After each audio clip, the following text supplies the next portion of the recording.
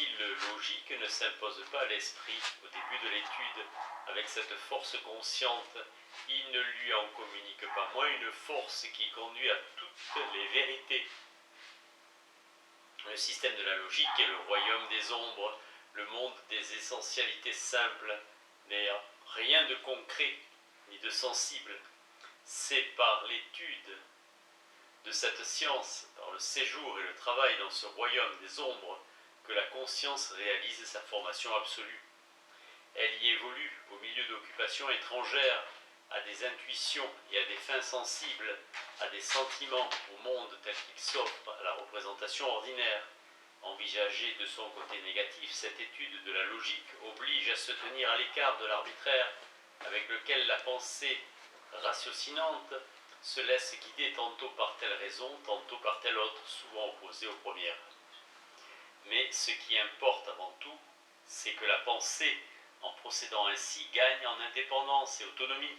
Elle se familiarise avec l'abstrait et s'habitue à se servir de concepts n'ayant aucun substrat sensible.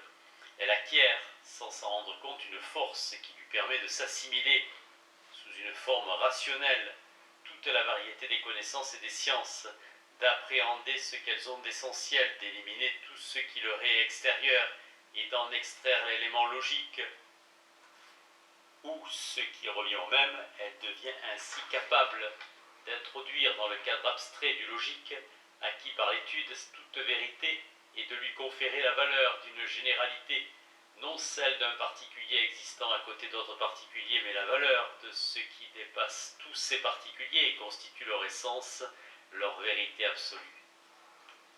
Division générale de la logique. Il résulte de ce que nous avons dit concernant le concept de cette science et ce qu'on peut invoquer pour sa justification que l'auteur ne peut donner ici qu'une division provisoire de la logique, celle pour ainsi dire qu'il connaît déjà et qui lui permet de donner un aperçu historique des principales ramifications que ce concept a subies au cours de son développement. On peut cependant essayer de donner à l'avance une idée générale des principes qui doivent présider à la division, bien que même ainsi on soit obligé de se servir d'un procédé et d'une méthode qui ne trouveront leur pleine justification et ne deviendront tout à fait compréhensibles qu'au sein de la science. Il importe donc de rappeler tout d'abord que nous partons de ce point de vue, que la division doit être, pour ainsi dire, enchaînée au concept, ou plutôt être impliquée dans celui-ci. Le concept, loin d'être indéterminé, possède une précision en soi. Or, la division exprime cette précision sous une forme développée. Elle en constitue, pour ainsi dire, le jugement. Non un jugement sur tel ou tel objet extérieurement donné, mais par elle se trouve jugé, défini et précisé le concept comme tel, en dehors de toute autre considération. Prenons par exemple le cas des triangles. Ceux-ci sont divisés en triangles, rectangles, isocèles, autant de déterminations qui ne sont pas impliquées dans ce qu'on appelle généralement le concept même du triangle, pas plus que dans le règne animal.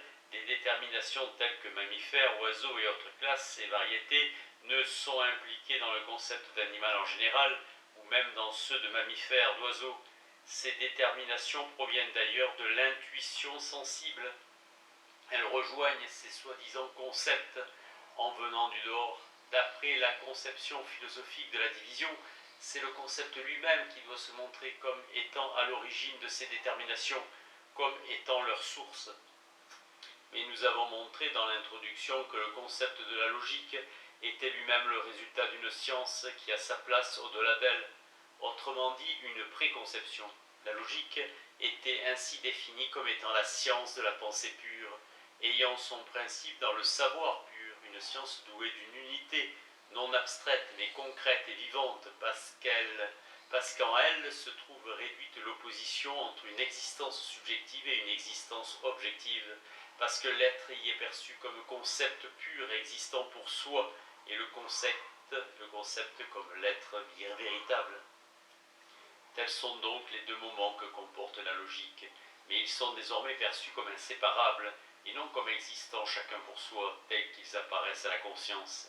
Du fait même qu'ils sont perçus au même temps comme distincts, sans pour cela exister chacun pour soi, leur unité n'est pas abstraite, morte, immobile, mais vivante et concrète. Cette unité fait du principe logique un élément si bien que le développement de cette distinction ou différence qu'il implique également s'effectue à l'intérieur de cet élément. Étant donné en effet que la division, comme nous l'avons dit, constitue le jugement relatif au concept, la postulation de la détermination qui lui est déjà immanente et par conséquent les différences qu'il implique, ce jugement et cette postulation ne doivent pas avoir pour effet une nouvelle décomposition de l'unité en ses déterminations telles qu'elles devraient exister par elles-mêmes, car cela signifierait un retour au point de vue antérieur, c'est-à-dire à l'opposition au sein de la conscience. Cette opposition a plutôt disparu, c'est l'unité qui reste l'élément dont les limites ne sont plus franchies, malgré les distinctions établies par la division et créées par le développement en général. Grâce à cela, les déterminations qui auparavant, sur le chemin de la vérité, existaient chacune pour soi, différenciées en subjectives et objectives, ou en pensée et être, ou encore en concept et réalité, se trouvent désormais, de quelque façon qu'elle ait été obtenue, réduites dans leur vérité, c'est-à-dire dans leur unité à l'état de forme. Aussi bien malgré les différences qui les séparent, elles restent en soi le concept total, lequel n'est posé dans la division que sous ses déterminations propres. C'est ainsi que c'est le concept total qui doit être considéré tantôt comme concept existant, tantôt comme concept. Là, il n'est que le concept en soi, le concept de la réalité ou de l'être. Ici, il est le concept comme tel, le concept existant pour soi, comme c'est le cas, pour citer des exemples concrets, chez l'homme, doué de pensée, mais aussi sous une forme, il est vrai, non consciente et encore moins sciente. Chez l'animal, sciente. Chez l'animal, capable d'éprouver des sensations, et chez l'individualité, organique en général, mais dans la nature inorganique, il n'est que concept en soi. Il faudrait donc diviser la logique en logique du concept en tant qu'être et en logique du concept en tant que concept, ou bien, puisque nous nous servons des expressions courantes, bien que tout à fait indéterminées, ayant des sens multiples, en logique objective et logique subjective. Étant donné cependant l'unité qui est à la base de concept comme tel, étant donné aussi l'inséparabilité de ces déterminations, nous sommes obligés, en raison des différences qui séparent celles-ci et qui font que le concept est posé comme impliquant ces différences, d'établir des rapports entre celles-ci. On obtient ainsi une sphère de médiation. Le concept devient un système de détermination issu de la réflexion. Autrement dit, l'être devient un être dans soi du concept, qui de ce fait ne se trouve pas encore posé comme tel, mais affecté aussi de l'être immédiat comme d'un élément extérieur. C'est là la théorie de l'essence qui se place entre celle de l'être et celle du concept.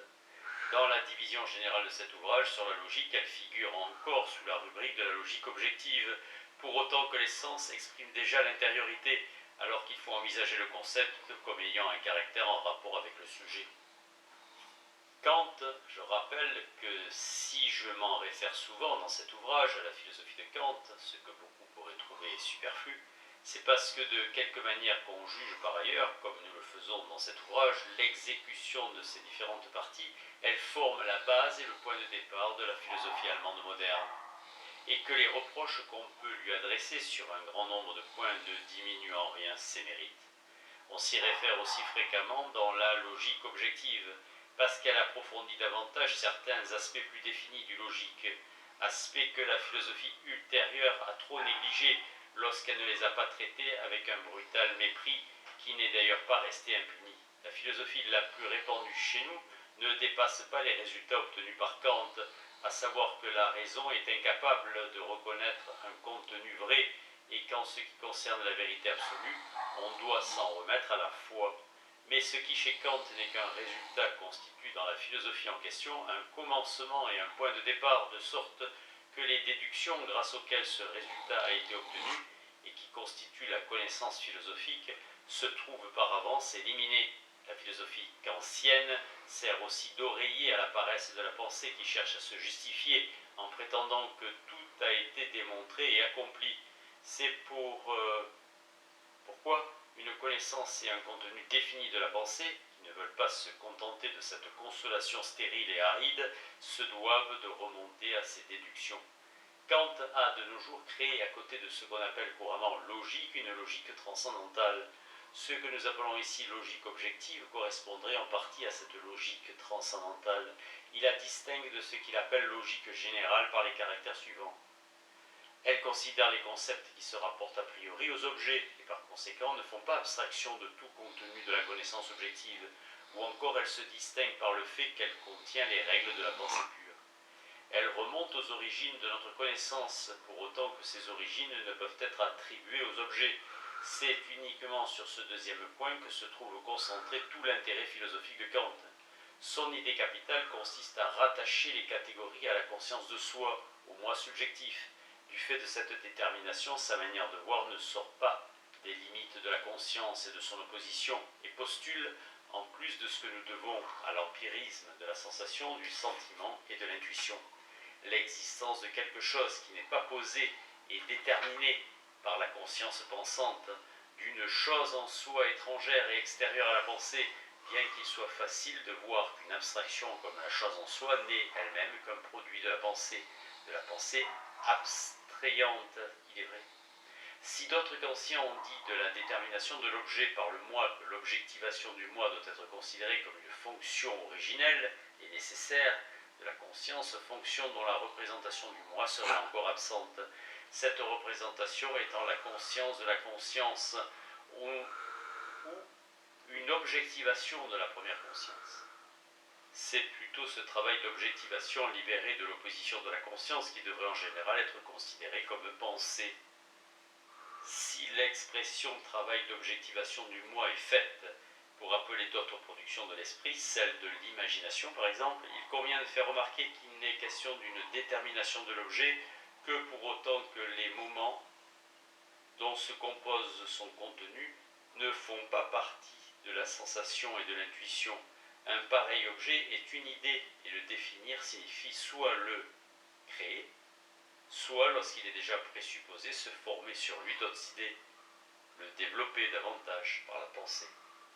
Mais alors, on ne saurait plus l'appeler conscience, car la conscience comprend l'opposition entre le moi et son objet. Cette opposition n'existait pas dans le travail ayant sa source dans la fonction originelle. Le terme conscience confère davantage à ce travail l'apparence de subjectivité qui ne le fait que ne le fait le terme pensée, qui cependant doit être pris ici dans son sens absolu, en tant que pensée infinie, non affectée de la finitude de la conscience, bref, en tant que pensée comme telle. L'intérêt de la philosophie kantienne s'étant ainsi concentré sur le côté dit transcendantal des catégories, le traitement de ces catégories n'a pu aboutir qu'au vide. Ce qu'elles sont en soi en dehors de leur relation égale pour toutes avec le moi, la définition de chacune par rapport aux autres, et leur rapport réciproque. Rien de tout cela n'a été l'objet d'un examen, d'une recherche. Aussi cette philosophie n'a-t-elle pas rapporté la moindre contribution à la connaissance de sa nature. La seule chose intéressante qui s'y rapporte se trouve dans la critique des idées, mais le progrès réel de la philosophie exigeait que l'intérêt de la pensée se portât sur la considération du côté formel du moi, de la conscience comme telle, c'est-à-dire du rapport abstrait entre un savoir subjectif et un objet, que la connaissance de la forme infinie, c'est-à-dire du concept, fut obtenue en suivant cette voie. Et pour arriver à cette connaissance, il a fallu effacer jusqu'à la précision finie qui est celle de la forme en tant que moi, en tant que conscience. Ainsi présentée dans sa pureté, la forme devient capable de se déterminer elle-même, de se donner un contenu et un contenu nécessaire, celui des catégories constituées en système. On peut donc dire que la logique objective prend plutôt la place de l'ancienne métaphysique qui correspondait à l'édifice scientifique du monde érigé à l'aide des idées seules. En tenant compte du dernier aspect qu'avait revêtu cette science, on constate que la logique objective prend en premier lieu la place de l'ontologie, de cette partie de la métaphysique qui se proposait de découvrir la nature de l'ens en général et de cet ens comprenant aussi bien l'être que l'essence, pour lesquels notre langue possède généralement des vocables différents. Mais en deuxième lieu, la logique objective comprend aussi le reste de la métaphysique, pour autant que celle-ci cherchait à appréhender, à l'aide des formes de la pensée pure, les substrats particuliers à emprunter à la représentation, tels que l'âme, le monde, Dieu, les déterminations de la pensée, les catégories, ayant joué un rôle capital dans cette recherche. mais la logique considère ces formes en dehors de leur substrat, en dehors des sujets de leur représentation. Elle n'envisage leur nature et leur valeur qu'en et pour elle-même. La métaphysique de jadis négligea ce point de vue et s'attira de ce fait le reproche d'avoir fait usage de ces formes sans critique, sans s'être demandé au préalable si elles étaient capables de servir de détermination à la chose en soi, pour nous servir de l'expression de Kant ou plutôt au rationnel. Aussi la logique objective est-elle la vraie critique de ces catégories, une critique qui les considère non sous l'aspect abstrait de l'a priori, opposé à l'a posteriori, mais en elle-même, en tenant compte de leur contenu particulier. La logique subjective est la logique du concept de l'essence libérée de tout rapport avec un être ou son apparence, et qui dans sa détermination n'a plus rien d'extérieur, mais est le subjectif libre et indépendant. Le déterminant lui-même est plutôt le sujet même. Étant donné qu'au subjectif se rattache le malentendu qui fait qu'on le confond avec l'accidentel et l'arbitraire, ainsi qu'avec des déterminations qui font partie de la conscience, nous ne nous appesantirons pas ici sur la différence entre le subjectif et l'objectif. Différence qui ressortira par la suite avec plus de netteté au sein même de la logique. La logique se compose donc d'une façon générale de deux parties, la logique objective et la logique subjective. Mais pour être plus précis, on peut la diviser en trois parties. 1. La logique de l'être. 2. La logique de l'essence. 3. La logique du concept.